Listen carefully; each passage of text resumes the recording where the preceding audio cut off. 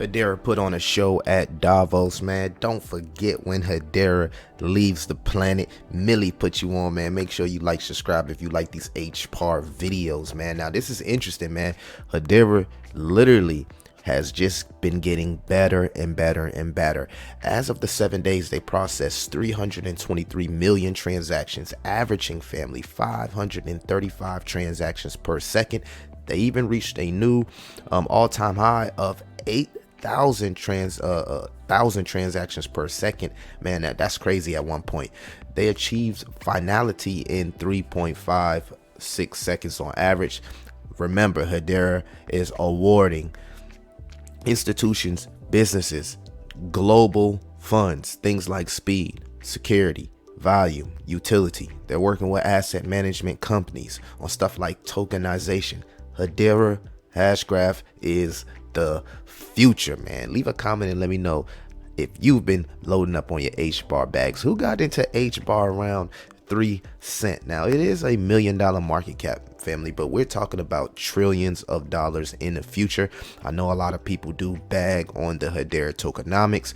I wouldn't really let it deter your mindset, because you got to remember the council, the winning council, the governing council, they only serve 3-year terms, and there's still plenty of seats left at the table. So, you don't want to let that deter your mindset. If something like Tesla, Elon Musk, gets a whiff of Hedera and wants to try out the ecosystem because of its ESG advantages. I mean, it's one of the most greenest cryptocurrencies in the space, family. Look at this beautiful chart here. This is what you call accumulation. As you can see, when Hedera hit those that demand, this is demand. When you see these projects hit, when they first start back here, that's the demand range of demand. All right, that's when the accumulation really starts, and you're seeing the smart money, the experts, all the people that's been in cryptocurrency that really understand it. This is when they're buy. So that's why it's so important, family, that you do your own research and educate your mind each and every day.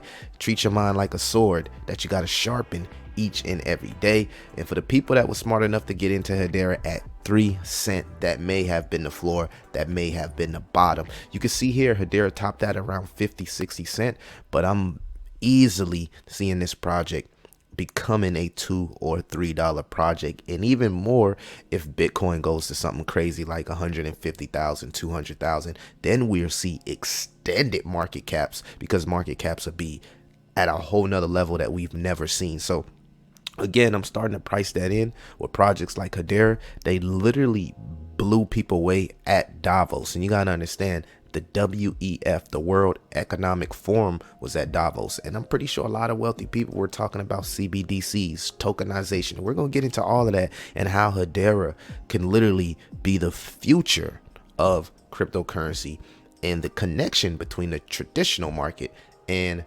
cryptocurrency, blockchain, should I say, blockchain, or Hashgraph technology, should we say. You can see here Putin's government to launch a gold-backed stablecoin, and TJ Marcus made a great point. He said, if you're not looking for alternative assets to park your USD, you're doing it all wrong. Maybe that's Bitcoin or stocks for you, but for me, it's foreign ETFs, hbar, and other crypto. Says it's not if, when the USD, it's not if, it's when USD will fail. Don't get caught with your pants down, man. Shout out to you, man. I got to give you a follow just for this, which I agree, because there's a lot of things that's being potentially built on the Hedera Hashgraph technology, and the eyes, family, from all of these companies, and even some cases countries, word of mouth in crypto gets around fast. So if it's something that one person likes, that's very popular, or has high influence, you can see others become influenced as well. Now let's talk about some of the great things that Hedera is building on, and how it can eventually rival something like an Ethereum as far as market cap. So number one, demonstrating strong use cases and adoption. 2, building a robust developer community and ecosystem. 3, gaining the trust and support of businesses and individuals. We know that's what Davos is all about. They are gaining that trust. All right, they built the ecosystem, and we're already seeing strong use cases and adoption, what we'll cover in the next slideshow here.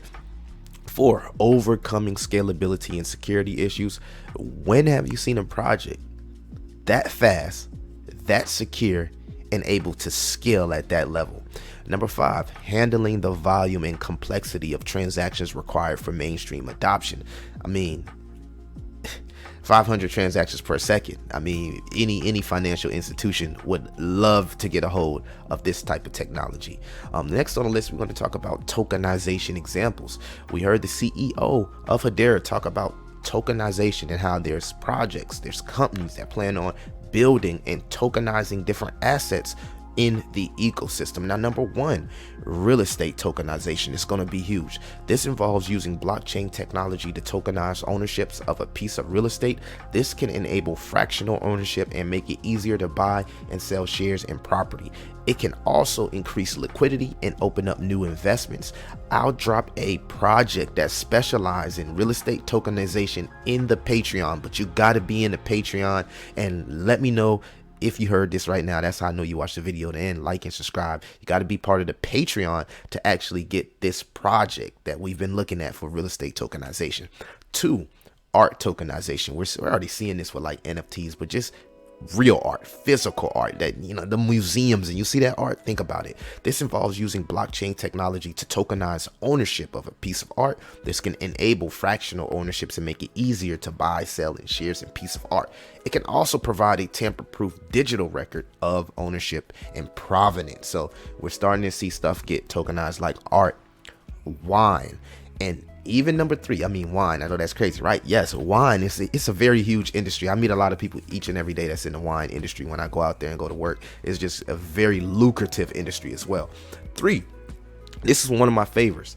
Watches and tokenization. This involves using a blockchain technology to tokenize the ownership of a watch. This can enable fractional ownership and make it easier to buy, sales, and shares of a watch. It can also provide tamper-proof digital record of ownership, provenance, as well as information about the watch's history and authenticity, family. So you can't be walking around with no fake Rolex on the blockchain. They ain't letting you get away with that. Additionally, tokenizing watches can allow for more efficient and secure ways to buy and sell watches, as well as providing a new way for collectors and enthusiasts to invest in trade watches. And if you know anything about the recession and down markets, the watch industry is a huge industry. It's actually a sleeper. A lot of people, wealthy people, trade watches, man. I can't speak enough on this because it's a very, very slept on industry, but a very, very, very important industry because a lot of people like to trade these watches. So that's a couple examples, 3 examples of tokenization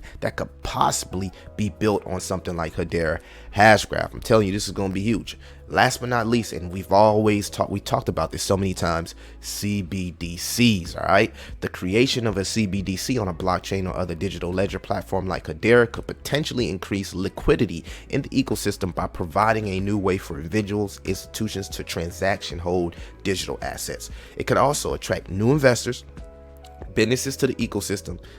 CBDCs are often seen as a way to increase efficiency, security, and transparency in the financial system.